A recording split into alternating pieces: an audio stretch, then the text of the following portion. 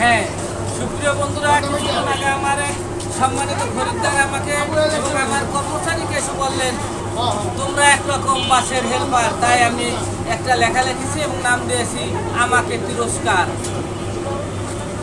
আমার চায়ের দোকান আমি সম্মানিত খরিদ্দার আমার কর্মচারীও আমাকে বললেন, তোমরা একরকম বাসের হেল্পার।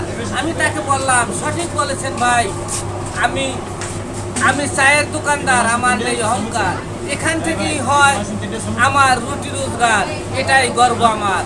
আপনার দৃষ্টিতে ছোট হলেও আমার পেশা, এখান থেকেই সৎ পথের উপার্জনের করছি আশা। আপনারা যাই বলুন, আমি দিচ্ছি না পাত্তা, এখানে মিশে আছে আমার জীবন সংগ্রামের সত্তা। ধন্যবাদ। আমি লেখক চা বিক্রেতা গোলাম মাওলা শিকদার।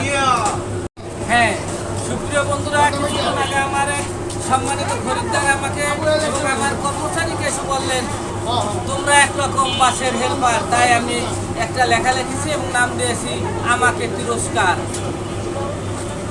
আমার চায়ের দোকান আমি সম্মানিত খরিদ্দার আমার কর্মচারীও আমাকে বললেন, তোমরা একরকম বাসের হেল্পার। আমি তাকে বললাম, সঠিক বলেছেন ভাই, আমি আমি চায়ের দোকানদার, আমার নেই অহংকার। এখান থেকেই হয় আমার রুটি রোজগার, এটাই গর্ব আমার।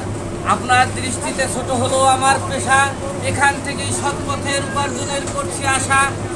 আপনারা যাই বলুন, আমি দিচ্ছি না পাত্তা, এখানে মিশে আছে আমার জীবন সংগ্রামের সত্তা। ধন্যবাদ। আমি লেখক চা বিক্রেতা গোলাম মাওলা শিকদার।